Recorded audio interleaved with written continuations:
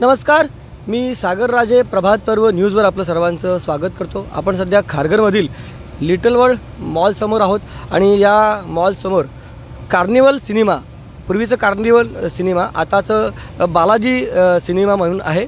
या कार्निवल सिनेमामध्ये काम करणारे कामगार या ठिकाणी आमरण उपोषणासाठी बसलेले आहेत. काही मंडळी तर काही साखळी उपोषणासाठी बसलेले आहेत. ही सर्व मंडळी प्रामुख्याने मागासवर्गीय समाजाचे आहेत आणि त्यांच्यावर अन्याय झालेला आहे. त्यांच्या बाजूने कोर्टात निर्णय लागला होता तरी देखील त्यांना न्याय मिळाला नाही असं त्यांचं म्हणणं आहे. शिवाय या संदर्भात कामगार कार्यालयामध्ये देखील वेळोवेळी बैठका झालेल्या आहेत, अजून देखील नाही मिळाला नाही. नक्की काय प्रकार आहे ते आपल्याला जाणून घ्यायचं. सुरुवातीला मी कामगार प्रतिनिधी आहेत त्यांच्याकडे जाईल आणि त्याच्यानंतर आपण इतर जे मान्यवर आलेले आहेत त्यांच्याशी आपण बोला. आपलं नाव सांगा. संतोष चाळके. बरं, काय प्रकरण काय मला अगोदर सांगा. प्रकरण असं आहे का सुरुवातीला कार्निवल सिनेमामध्ये आम्ही 10 ते 12 वर्ष काम करत होते. अनेक कॉन्ट्रॅक्टर गेले तिथे. कॉन्ट्रॅक्टर गेल्यानंतर काय झालं, नंतर कोविडचा विषय आला मध्येच. कोविड आल्यानंतर पुन्हा कार्निवल सिनेमा चालू झालं. कार्निवल सिनेमा चालू झाल्यानंतर अचानक पण त्यांचा जो रेंट ठरला होता, जे आता नंतर आलं का 50% द्या, 60% काय ते त्यांनी ठरवलं आपापसात, कारण एवढा रेंट बंद होतं तर देऊ शकत नाही. तर 50% रेंट देण्याचं ठरलं तर त्यांच्याकडून नंतर मागे पुढे झाले 10-20% असे काय ते त्यांचं मागे झाले. तर त्यांनी काय रेंट दिले नाही. मग या मॉल मालकाने पूर्ण लाईट बंद केली त्यांची, कार्निवल सिनेमा मालकाने लाईट बंद केली. त्याच्यानंतर असं झालं का ते गेले कोर्टात त्यांचा दावा दाखल केला का आम्हाला चालू करू द्या, आम्ही थोडे थोडे करून तुम्हाला पैसे देऊ, कारण बिझनेस आता स्लोच आहेत सर्वीकडे, आम्ही देऊ थोडे थोडे पैसे. त्यांनी काय थोडे थोडे पैसे दिले नाही. असं नाही करून 7-8-10 महिने ते प्रकरण चालू राहिलं हायकोर्टमध्ये राहिलं. तर त्यामध्ये आम्ही कामगारच्या वतीने कामगारांकडून आम्ही तिथे इंटरव्ह्यूनरसुद्धा झालो होतो. तुम्हाला अगोदर जी इंडस्ट्रियल कोर्टाने ऑर्डर दिली होती ती तुमच्या बाजून, तेव्हा तुम्ही तिथे गेला होता का इंडस्ट्रियल कोर्टात? हा, गेलो होतो. तिथे काय ऑर्डर झाली होती तुम्हाला? त्यांनी दिलं का नवीन कामगार भरू नये म्हणून असं दिलं होतं. म्हणजे जोपर्यंत हा प्रश्न मिटत नाही तोपर्यंत नवीन कामगार भरू नये असं हां. दिलं होतं. त्यांनी पोलीस स्टेशनला सुद्धा ते पत्र काढलं होतं कोर्टाने. त्यानंतर पोलीस पण काय कारवाई करत नव्हते त्याच्यावरती. नंतर आम्ही वेळोवेळी पोलीस स्टेशनला जाऊन बसलो तिथे. त्यानंतर मग तेव्हा स्वतः पोलीस आले आणि मग 188 कर त्यांची कारवाई केली. त्यांचा सिनेमा त्यांनी चालूच ठेवला होता नवीन कामगार भरून. हां. पण आता तुम्ही कामावरनं बाहेर कधीपासून आहात? म्हणजे जुलै 12 जुलै 2022. बरं, मी काय म्हणतो ठीक आहे, परंतु कामावरनं बाहेर पडायचं कारण काय तुम्हाला? पडायचं कारण आता आम्हाला सर त्यांनी कामावरनं तुम्हाला घेतलंच नाही त्याच्यात? घेतलंच नाही. त्यांनी मॉल मालक जो आहे त्यांचा वाद कोर्टात मिटवलं त्यांनी. आणि या मालकाने काय केलं, तिसऱ्याला सिनेमा दिला.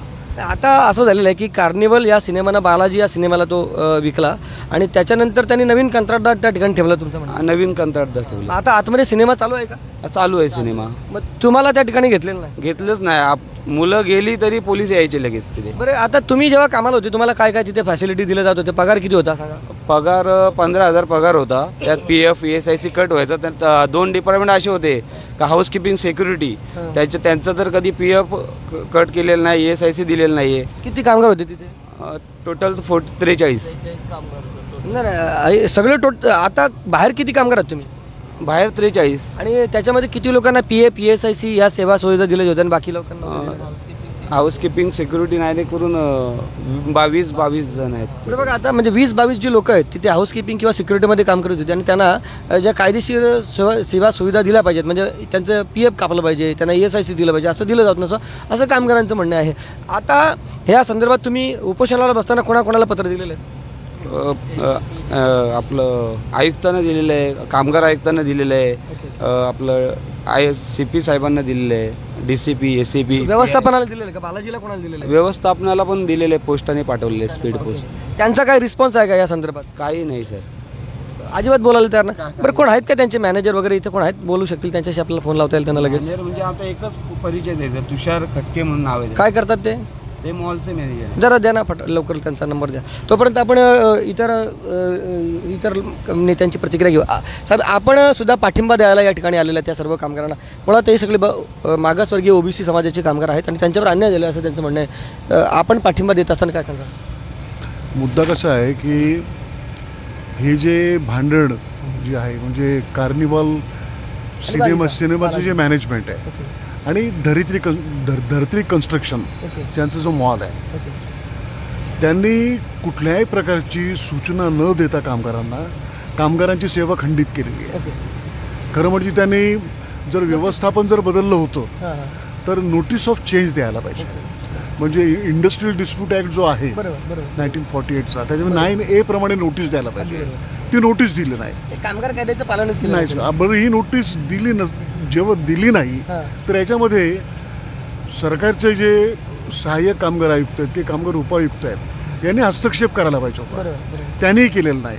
सगळ्यात भयानक गोष्ट काय झालेली आहे सगळीकडे घडते भारतभर आणि महाराष्ट्रामध्ये सगळे कामगार कायदे या शासनाने मोडीत काढलेले आता आहेत यांचे आणि 4 लेबर कोड आणलेले आहेत. हां. अजून त्या 4 लेबरचं जोपर्यंत लेबर कोडचं इम्प्लिमेंटेशन होत नाहीये हां तोपर्यंत जुने कायदे लागू आहेत ना. अगदी बरोबर मग असं असताना सुद्धा हां. कामगारांना कुठली नोटीस न देता त्यांना कामावर येण्यापासून थांबवलेलं आहे, त्यांना बाहेर केलेलं आहे आणि दहशतीचा प्रयोग करून अक्षरशः गुंडांना त्यांनी बाउन्सर म्हणून आणून या लोकांना कामावर येण्यासाठी प्रतिबंध केलेला आहे. याची दखल घ्यायला पाहिजे, पोलीस खात्यानं घ्यायला पाहिजे, कामगार आयुक्तालयाने सुद्धा घ्यायला पाहिजे आणि मुख्यमंत्री मुख्य म्हणजे कामगार मंत्र्यांनी सुद्धा या प्रकरणामध्ये दखल घेतली पाहिजे. मुद्दा कसा आहे की यातले जास्तीत जास्त कामगार जे ते अनुसूचित जातीचे घटक आहेत, ओबीसी आहेत. भारतीय संविधानाचा जो अनुच्छेद 21 आहे त्याची सुद्धा पायमल्ली केलेली आहे. त्यामुळे हा प्रश्न हा नुसताच या इथल्या बालाजी सिनेमापुरता मर्यादित नाही आहे, संपूर्ण भारताचा हा विषय आहे. म्हणजे प्रत्येक ठिकाणी हे घडणार आहे. मग याच्यापुढे कामगार हे त्यांच्याकडून 10, 12, 15 वर्ष सर्व्हिस करून घ्यायची, काम करून घ्यायचं, त्यांना कुठल्या म्हणजे सेवा सुविधा द्यायच्या नाही. सेवा सुविधा द्यायच्या नाहीत आणि त्यांच्या सेवा खंडित करायच्या आणि दुसरा कॉन्ट्रॅक्टर आणायचा आणि यांचं वय झालं कामगारांचं कारण दुसरीकडे कुठे काम नाही मिळत नाही. अशा तऱ्हेने बेरोजगारी वाढवायची आणि मोठ्या प्रमाणात याच्यातून असंतोष निर्माण होणार आहे आणि अत्यंत धोकादायक परिस्थिती या बाबतीमध्ये निर्माण होईल आणि याच्यापासून फार मोठा विस्फोट होऊ शकतो. काय म्हणजे कामगारांच्या नोकरीची कुठे शाश्वती त्यांना राहिलेली नाही. सातत्याने खाजगीकरण करत असताना तो कामगार कशा रीतीनं स्थिर राहील त्याचा जोपर्यंत पोटापाण्याचा प्रश्न त्या ठिकाणी त्याला म्हणजे भेडसावणार नाही, तो जर स्थिर असला तर त्याचं कुटुंब सुखी राहील, काम देखील व्यवस्थित होईल. परंतु खाजगीकरणाच्या मागे या ठिकाणी अनेक कामगार कायदे तुडवले जात आहेत असं या ठिकाणी साहेबांचं म्हणणं आहे. रुपेशजी शिवसेनेचे कोर कमिटीचे सदस्य या ठिकाणी युवा सेनेचे कोर कमिटीचे सचिव आहेत, ते कोकण सचिव आहेत आणि ते देखील आलेले आहेत. मला वाटतं तुम्हाला याच्याविषयी जास्त कल्पना नसेल, आता जस्ट मला वाटतं आले आणि तुम्हाला ही सगळी माहिती दिली. ॲक्च्युली हा गेल्या कार्निवल जो सिनेमा होता मी यातल्या बऱ्याच कामगारांसोबत परिचित आहे. मधल्या काळामध्ये इथे 2-3 आंदोलनं झाली होती आणि त्यावेळेलाही मी युवा सेनेच्या माध्यमातून आम्ही ह्या कामगारांना भेटलो होतो. मला ह्या पूर्ण ज्या प्रकरणामध्ये इतकंच कळतं की ज्या वेळेला आपला कामगार इथला स्थानिक कामगार एक 10-15 वर्ष कुठल्याही स्थानपत्तेसाठी इथे वेळ देतो तर त्याचा तिथे हक्क लागून राहतो. जसा आदिवासी संघर्ष समितीने ह्यांना सपोर्ट दिला आणि त्यांचे काही इथे नेते म्हणाले की कामगार संघटनेमधले किंवा कामगारांबद्दलचे कायदे आहेत ते अजून नीट करायला पाहिजेत, अजून ठोस करायला पाहिजे. मी अगदी या मताचं आहे कारण मीही स्वतः एक माथाडी कामगार संघटना चालवतो, एक जनरल कामगार संघटना चालवतो. अशा वेळेला जेव्हा आम्ही ह्या मालकांपर्यंत जातो त्यावेळेला आपल्याला कायद्याच्या पळवाटा ते सांगतात आणि म्हणून मी अगदी ह्या गोष्टीवर आहे. पण आता अनुषंगाने मी इथे जेव्हा सन्माननीय मुख्यमंत्री साहेब ज्या पक्षाचं शिवसेना पक्षाचं नेतृत्व करतात आणि त्या पक्षात मी कार्यकारिणी सदस्य म्हणून आहे, मला ही गोष्ट जेव्हा कळाली आम्ही तातडीने इथे आलो. मी त्यांना लगेचच म्हणालो की ह्या संदर्भामध्ये आज रात्रीच्या रात्री ह्या मालकांसोबत मी त्यांना विचारलं की ह्या संदर्भामध्ये हा जो काही बालाजी आहे तो मालक आपल्याला भेटलेला आहे का, कारण त्यांचा कोणी प्रतिनिधी किंवा हे वाया न आम्हाला करता थेट त्यांनी आमच्याशी बसावं अशी मी त्यांना आज माझ्याकडे आत्ता नंबर आलेला आहे, मी त्यांच्याशी 1-2 वेळा मध्ये बोललेले आहे. तर ह्या संदर्भात मी तातडीने त्याच्यासोबत आज रात्री मीटिंग लावेन. ह्या पुढे मी जाऊन सांगतो की उद्या मी स्वतः वर्षावर आहे, सन्माननीय खासदार इथले बारणे आहेत तर त्यांच्यासोबत माझं येतानाच आता बोलणं झालं. तर एक 9च्या संदर्भात 9 नंतर वर्षावर ह्याच्यातले काही 2 प्रतिनिधी घेऊन आम्ही सन्माननीय मुख्यमंत्री साहेबांना सुद्धा हे निवेदन देऊ आणि युवा सेनेच्या वतीने शिवसेनेच्या वतीने आम्हाला ह्या कामगारांना जितकं काही सहकार्य करता येईल ते आम्ही करणारच. किंबहुना इथली जी मॅनेजमेंट आहेत, मी तुषारसोबत बोललो, मी तिथल्या काही कार्निवलच्या अधिकाऱ्यांसोबत अगदी आधीच्या कार्यवारच्या अधिकाऱ्यांसोबत बोललो.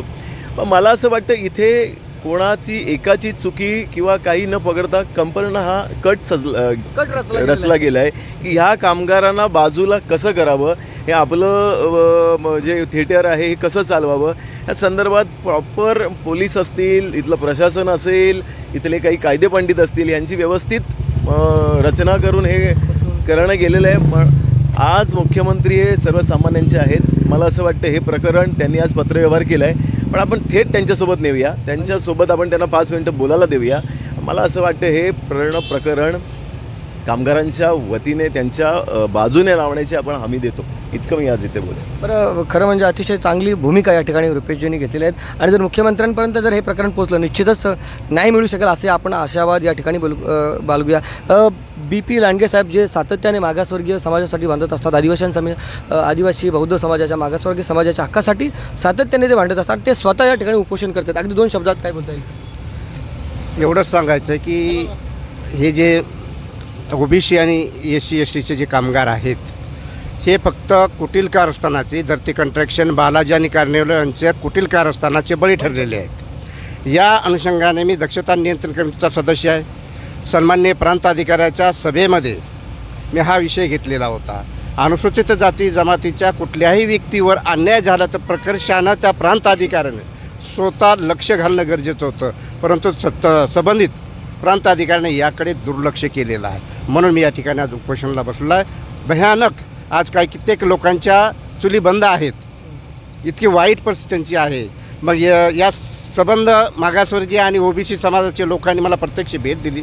आमच्यावर अन्याय झालेला आहे आणि त्या अन्यायाला वाचा फोडण्यासाठी मी रस्त्यावर उतरलो. आज अधिवेशन म्हणजे आज या ठिकाणी उपोषण जरी करत असेल, काही प्रशासनाच्या बाबी शांतता आणि सुव्यवस्था पाहिलेली आहे मी, म्हणून ती सांभाळून मी आज या ठिकाणी फक्त अमरण उपोषण करतो. मी 2च दिवस यांची वाट बघतो, नाही तर या ठिकाणचं खारघर बंद पाडण्याची माझ्या मते ताकद आणि ते केल्याशिवाय राहणार नाही. तर BP लांडगे साहेब खरं म्हणजे आक्रमक झालेले आहेत.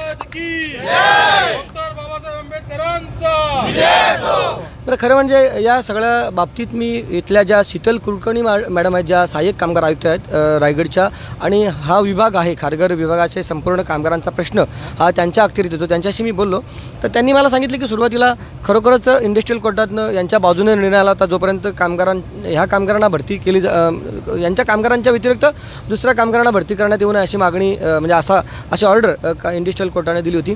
आता त्यांच्याशी बोललो तर त्यांनी सांगितलं की खरं म्हणजे या बाबतीत आता कामगारांनी एक तक्रार द्यावी आम्हाला या संदर्भात. त्यांनी पोस्टाने जरी पाठवलेली असली परंतु त्याच्यामधला मायना काय ते कल्पना नाही, परंतु आता त्यांनी एक थेट या ठिकाणी एक तक्रार द्यावी ज्याच्यामध्ये बालाजी सिनेमाने हे आता टेक ओव्हर केलेलं आहे.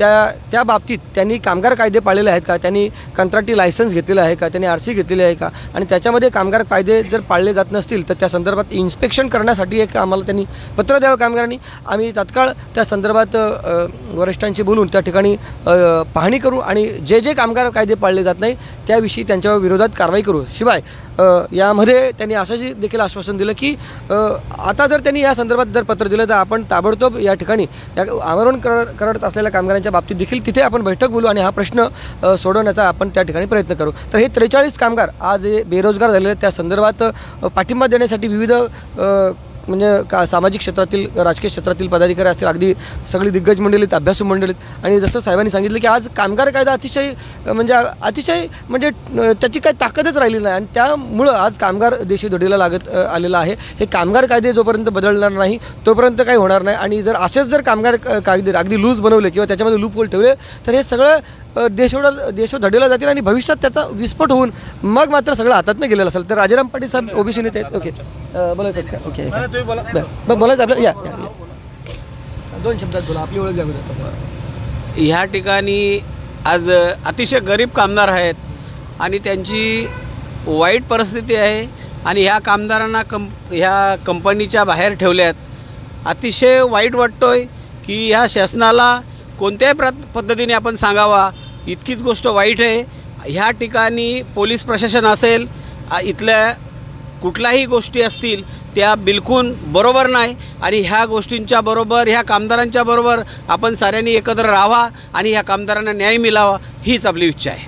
पाटील साहेब OBC नेते अनेक ठिकाणी ते प्रबोधन करत असतात. कामगार क्षेत्र असो, सामाजिक क्षेत्र असो, मागासवर्गीयांचे प्रश्न असो, या सगळ्या बाबतीत आपण पाहत असतात.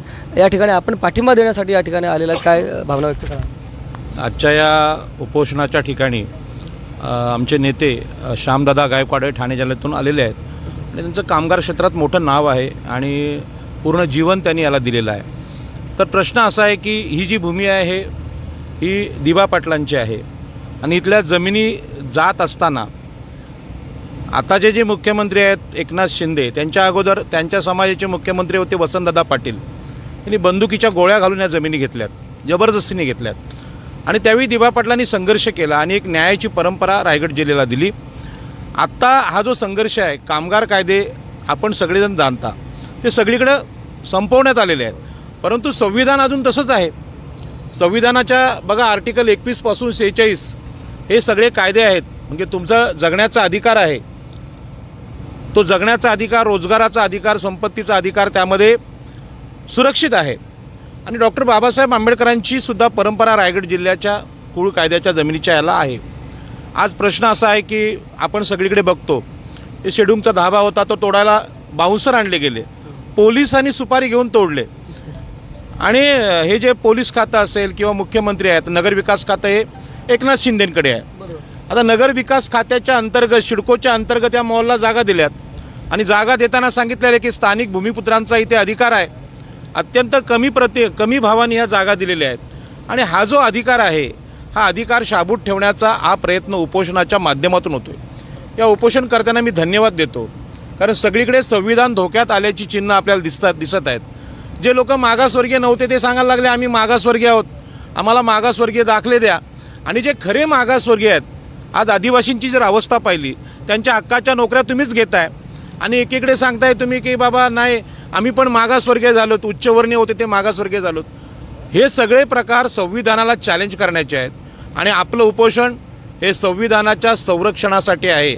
म्हणून या उपोषणाला रायगड जिल्ह्यातला, महाराष्ट्रातला सगळा ओबीसी समाज, आगरी समाज पाठिंबा देत आहे. आणि आपला अधिकार मिळाल्यानंतरच सिद्ध होईल की खारघरमध्ये संविधान राहणार की नाही. मी सगळ्या देशाचा नाही विचार करत, पण खारघरमध्ये संविधान आहे की नाही. आणि म्हणून या उपोषणाला सगळ्यांनी पाठिंबा द्यावा. मी इथल्या सगळ्या भूमिपुत्रांना विनंती करतो की आमच्या मुख्यमंत्र्यांना संविधान सांगायची वेळ आलेली आहे, कारण ते एका जातीची बाजू घ्यायला लागलेत. तुमचा मराठा समाज मागास झाला, गरीब झाला, मग आदिवासी कोण होतोय? या आदिवासींची काय स्थिती आहे? म्हणजे नक्की गरीब कोण? मातंग, चर्मकार, बौद्ध यांची अवस्था काय? तुम्ही राज्यकर्ते जर मागासवर्गीय झाले, गरीब झाले, EWS झाले, तर आमच्या लोकांची अवस्था काय? आज इथे लाखो घरं, सिडकोची 65,000 घरं आहेत, पंतप्रधान आवास योजनेची 2 लाख घरं आहेत. ती घरं तुम्ही EWS खाली कोणाला देताय? अप्पर कास्टच्या लोकांना. आणि आदिवासींच्या नोकऱ्या पण तुम्ही ठेवत नाही. हे चालणार नाही. आणि म्हणून या घटनेचा मी नवी मुंबईकर म्हणून निषेध करतो. आमच्या आदिवासी बांधवाला पहिला न्याय भेटला पाहिजे. अशा प्रकारच्या या आंदोलनाला शुभेच्छा देतो. या आंदोलनाच्या पाठीमागं आम्ही सगळे लोक आहोत हे सांगून माझं बोलणं संपवतो. तर या ठिकाणी शिवसेनेचे परेशदादा या ठिकाणी आले, त्यांच्याकडे मी जाईल. तत्पूर्वी एक नंबर दिलेले आहेत अधिकारी आहेत ते तुषार खटके. ओके, त्यांच्याशी आपण बोलण्याचा प्रयत्न करू. त्यानंतर आपण परेश पाटील साहेब यांच्याकडे जाणार आहोत.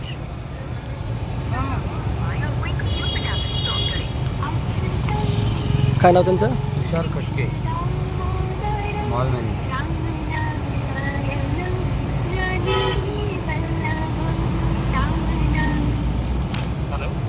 खटके साहेब नमस्कार. हॅलो, मी पत्रकार सागर राजे बोलतोय प्रभात पर्व न्यूजमधून. आता आपला फोन मी स्पीकरवर ठेवलेला, इथे आमरण उपोषणासाठी जी बसलेले लोक आहेत ना, त्यांच्या समोरून मी बोलतोय. हे कामगार आमरण उपोषणासाठी बसलेत ना आपल्या मॉलच्या समोर. बरं, त्यांचा जो प्रश्न आहे त्या संदर्भात काय सांगाल? त्यांचं म्हणणं आहे की आम्हाला बेकायदेशीररित्या कामावरनं कमी करण्यात आलेलं आहे आणि आम्हाला कामावर घेतलं जात नाही. आय थिंक त्यांचा आहे ना ते कार्निवलशी संबंधित तो विषय आहे. ओके ओके, कार्निवल बरं सर, कार्निवल जर कोण करत नसेल ना हां. त्याच्याशी बोललं तसं बरं होईल. बरं, एकच गोष्ट विचारायची मला की बाबा साहेब हा संपूर्ण मॉल आहे, पण याच्यासाठी जेव्हा लायसन्स असतो कामगारांसाठीचा, तो प्रत्येकाला वेगळा असतो की एकत्र मॉलचा असतो? म्हणजे आता प्रत्येकाचा वेगळा आहे, प्रत्येकाचा वेगवेगळा. म्हणजे आता कार्निवलच्या जर कामगारांचा जर काम करण्यासाठीचा जर परवाना असेल तर तो त्यांनी स्वतंत्र घ्यायचा आहे, त्याचा मॉलशी काय संबंध नसणार आहे का? नाही, आपला त्याच्यामध्ये रोल येत नाही. ओके. प्रत्येक आस्थापनाचा वेगवेगळा परवाना घ्यायचा आहे. ओके, बरं साहेब, धन्यवाद. ठीक आहे, ओके. ओके सर, धन्यवाद. तर आता मॉलचे मॅनेजर साहेब आहेत, त्यांच्याशी बोललो तर त्यांनी एक गोष्ट स्पष्ट केली की प्रत्येक आस्थापनेने त्यांचा स्वतंत्र असा परवाना घेतला पाहिजे. म्हणजे इथे जर कामगारांना कामावरनं कमी केलेलं आहेत, तर त्या ठिकाणी जेव्हा तिथे दुसऱ्या नवीन कामगारांना भरती केलं ते देखील कायदेशीर केलेलं आहे का भरती ते पाहणं गरजेचं आहे. त्यांचा कंत्राटी कामगारांचा परवाना त्यांनी कामगार आयुक्त कार्यालयाकडनं घेतलेला आहे का ते पाहिलं पाहिजे. आणि ते करत असताना तिथे ज्या कामगारांना सेवा सुविधा दिल्या जातात त्यासुद्धा कायदेशीर दिल्या गेल्या पाहिजेत. मग जर इथल्या कामगारांना कामावरनं कमी केल्यानंतर जर तिथे बेकायदेशीररित्या कामगार भरती केली तर एकतर ह्या कामगारांवर तर अन्याय आहेच, परंतु त्या कामगारांवर अन्याय करून दोघांमध्ये इथे संघर्ष एक प्रकारे निर्माण केला जातो असं आपण म्हणूया. परेशजी या ठिकाणी आलेले आहेत, त्यांच्याकडे आपण 2 मिनिटं जाऊया आणि आपली या ठिकाणी चर्चा संपवण्याचा प्रयत्न करूया. साहेब, पाठिंबा देण्यासाठी आपण आलेले आहेत. आताच नुकतेच रुपेशजी देखील आले होते, त्यांनी अशी माहिती दिली की या संदर्भात आम्ही मुख्यमंत्र्यांशी संध्याकाळी बोलणार आहोत आणि यामधून मार्ग काढण्याचा हमखास प्रयत्न करू असे त्याने असं आश्वासन दिलेलं. आपण देखील एकाच पक्षाचे आहात आणि त्यामुळे तुमची काय भावना आहे या संदर्भात? खऱ्या अर्थानं या 43 कामगारांवर खूप मोठा अन्याय झाला आहे. कुठल्याही पद्धतीची नोटीस न देता त्यांना बाहेर काढलेत. आणखी असा विषय आहे की त्यांनी 12 ते 13 वर्ष या ठिकाणी काम केलं आहे. काम करत असताना आपल्या वयाच्या 22व्या वर्षापासून त्यांनी जर काम करायला सुरुवात केली तर 12 वर्ष काम केला तर जवळजवळ 34-35 वर्ष झाली. रिटायरमेंटची वेळ तुम्हाला किती वेळ, आज तुम्ही त्यांना बाहेर फेकलं आहे. आज याचं पुढचं भविष्य काय, या भविष्याकडे कोणी लक्ष देणार नाही. हे व्यवस्थापन मजुरी करत आहे. म्हणून माझा प्रामाणिक इच्छा आहे की या ठिकाणी उपोषण बसण्यापेक्षा मॉल बंद पाडण्याची ताकद आपण सर्वांनी ठेवली पाहिजे. आज या 43 लोकांवर अन्याय झाला आहे, आणखी कामगारांना अन्याय झाला तर आपण त्या गोष्टीतून काय करणार? पोलीस मजुरी करी करतात, मलाही कळलं त्या गोष्टी. मी आज सातत्याने या 2-3 दिवस या गोष्टी ऐकत आहे. परंतु आज मी या ठिकाणी उपोषणाला मी पाठिंबा देण्यासाठी आलो आहे की एखाद्या 43 लोकांवर अन्याय होत असेल, 1-2 लोक असती तर आपण विषय सोडला असता विषय, पण 43 लोकांचं कुटुंब आज उद्ध्वस्त होतं. आणि सामान्य जनतेचं मुख्यमंत्री आपला बसल्या असल्या कारणानं या ठिकाणी मी प्रामाणिक सांगून देतो का या लोकांना न्याय दिल्याशिवाय तुम्ही आम्ही स्वस्त बसणार नाही. आपण जे पाठिंबा द्यायला त्यांना त्यांची रोजीरोटी मिळून देण्याचा प्रयत्न करतो आहे. पण या ठिकाणी ह्या मॉलवाल्यांनी जे सिनेमागृहवाल्यांनी जो नवीन कंत्राटी त्या ठिकाणी भरलं तर त्यांनी विचारलं का तुम्ही आमच्या व्यवस्थेमध्ये काम करणार आहात का, नाही करणार आहात का होते. त्यांना विचारून हा अनुभव होता, विचारून घ्यायला पाहिजे होतं. कुठल्याही पद्धतीची नोटीस न देता अनलिगली त्यांना बाहेर काढलेत. हा अन्याय या कामगारांना होऊ देणार नाही. या ठिकाणी रुपेशजी मगाशी बोलले असतील तरी मी तातडीनं आज संध्याकाळी 6 वाजता उदयजी सामंत यांच्याबरोबर बोलणार आहे या विषयावर. ताबडतोब का तर या जिल्ह्याचे पालकमंत्री आहेत, पालकमंत्र्यांना अधिकार आहे. मी ताबडतोब इथला मगाशी आता मला वाटतं यांनी रुपेशजींनी सांगितलं 9 वाजता वर्षावर बैठक आहे. 9 वाजता वर्षावर बैठक, त्या ठिकाणी प्रश्न घेतला येईल. पण पालकमंत्र्यांच्या कानावर हा विषय टाकून तातडीनं मार्गी लावला पाहिजे. डिपार्टमेंटनी कुठल्याही पद्धतीची दादागिरी इथे करू नये. आमच्यावर अन्याय झाला, आमचा हक्क मागण्याचा अधिकार आहे. तुम्ही बाउन्सर आणणार काय? आम्ही मग तेवढेच बाउन्सर आहो ना. शिवसेना ही बाउन्सर आहे. ही सगळं या ठिकाणी बसते, प्रत्येकजण पाठिंबा द्यायला आलं आहे. हे सगळे बाउन्सर आहेत. आपण आम्ही आग्री आहोत तिथं. आम्हाला इथं कोणाची ह्याची गरज नाही. आमचा हक्क आम्हाला मागण्याचा अधिकार आहे, तो आम्ही मिळवल्याशिवाय राहणार नाही. आणि अशा अनेक प्रकरणं इथं रायगडमध्ये चालले आहेत. मी प्रामाणिक शिकतो. राजाराम पाटील साहेबांनी मला सांगितलं ही लढाई भूमी आहे रायगडची. दिबा पाटलांच्या नेतृत्वाखाली अनेक आंदोलन झालीत. गोळ्या खाल्ल्या, गोळ्या घेतल्यात अंगावर, दिल्यात पण आम्ही. आणि याची ताकद आमच्यात आहे. आणि मी प्रामाणिक सांगतो की 2 दिवसात जर मार्गी नाही लावला तर मॉल बंद करण्याची ताकद ही आमच्यामध्ये आहे. आणि 100% या ठिकाणी यशस्वी करण्याचा प्रामाणिकपणे प्रयत्न करू. बरं, एक गोष्ट मुद्दाम या ठिकाणी सांगायची की एक मिनटं, इथे कामगार नेते असल्याकडनं त्यांना सगळ्याची माहिती मुद्दामच म्हणजे साहेबांनी प्रश्न म्हणजे मध्ये उपस्थित केला की एकतर 15 वर्षापासून ते काम करतात, जवळपास 13-15 वर्षापासून. परंतु कंपनीने किंवा मॉलने अशी खबरदारी घेतली की तिथे कंत्राटदार ते सतत बदलवत राहिले आणि त्याच्यामुळे त्यांची सर्व्हिस जी कंटिन्युटी राहील म्हणजे ते राहणार नाही याची काळजी घेतली गेली आणि त्याच्यामुळे निश्चितच त्यांच्यावर अन्याय झालेला आहे. मुद्दाम मी तुमच्याकडे जाणार आहे. हे सगळं जे पाहता तुम्हाला काय वाटतं, हे कामगार कायदे देशोधडीला लागलेलेच आहेत. या सगळ्या माध्यमातून मार्ग निघाला पाहिजे. यासाठी आता शेवटचं आपण समारोप करत असताना काय बोला? नाही, इथे जे वातावरण पाहिल्यानंतर इथे राजारामजी साळवे आलेले आहेत. राजाराम पाटील साहेब आले आहेत, आमचे जुने सहकारी आहेत. आम्ही एकत्रित काम करतो आणि साहेबांनीसुद्धा जो पाठिंबा दिलेला आहे याच्या अगोदर रुपेशजीसुद्धा होते, आपण साहेबसुद्धा बोललात. हे वातावरण अशा पद्धतीचं आहे की आपण आपले सगळे राजकीय मतभेद बाजूला ठेवून या कामगारांच्या अन्यायग्रस्त कामगारांच्या पाठीमागे सगळेजण उभे राहिलेले आहेत. आता याच्यामध्ये कायद्याच्या काय तरतुदी आहेत. आता सगळ्याच गोष्टी काय माध्यमांच्या समोर बोलता येत नाहीत नाही का. पण यांनी काय काय चुका केलेल्या आहेत या मात्र या सगळ्या म्हणजे हे तिन्ही जे घटक आहेत त्याच्यामध्ये अन्याय करणारे म्हणजे कार्निवालचं सुद्धा मॅनेजमेंट असू दे बालाजी असू की द्या. बालाजी असू दे की Mall धरतीसुद्धा असू दे मॉल, या सगळ्यांनीच याच्यामध्ये व्यवस्थितपणे कॉन्स्पिरसी करून कट कारस्थान करून या कामगारांना देशोधडीला लावण्याचा जो प्रकार केलेला आहे त्याच्या विरोधामध्ये आम्ही सगळे एकत्रित आलेले आहोत. लवकरात लवकर सहाय्यक कामगार, कामगार आयुक्त आणि उपकामगार आयुक्त याच्यात पुढाकार घेतला पाहिजे. मग आता साहेबांनी सांगितलं की उद्योगमंत्र्यांनी जर याच्यामध्ये लक्ष घातलं, जे पालकमंत्री पण आहेत, तर मला वाटतं हा प्रश्न सुटेल आणि स्वतः मुख्यमंत्री हे कष्टकरी वर्गातून आलेले आहेत, त्यांना कष्ट माहिती आहे आणि डाऊन टू अर्थ त्यांनी काम केलेलं आहे. He is up from within. तर त्यांनी या कष्टकरी वर्गाची या दुःखाची दखल घेतली पाहिजे. नाही तर प्रश्न असा असतो की जर आमचं मरण जर होत असेल सगळीच मेलेली बरी तर प्रश्न असा आहे की जो म्हणजे स्वतः मग कोणी मरणाला घाबरत नाही. आमचं मरण होत असेल तर मग आमच्या मरणामध्ये या तिघांचंही मरण होणार आहे. नाही बाबा, माझे कामगार क्षेत्रात काम करायचे ते नेहमी बोलायचे, जर सोन्याच्या धूर काढणारी जर कंपनी असेल आणि तिथे काम करणारा कामगार जर उपाशी मरत असेल, ती सोन्याच्या धूर काढणारी कंपनीचं तरी काम ती बंद पडली तरी बरं, असं त्यांचं धोरण असायचं बाबांचं. तर निश्चितच तशा पद्धतीनं धोरण या ठिकाणी असलं जाईल. कामगारांना जोपर्यंत नाही मिळणार नाही तोपर्यंत हा लढा सुरू आहे. तुम्हाला काय वाटतं त्याबाबतची तुमची प्रतिक्रिया अवश्य नोंदवा. व्हिडिओ जर्नलिस्ट यासिन खानसह सागर राजे, प्रभात पर्व न्यूज करता खारघर. धन्यवाद.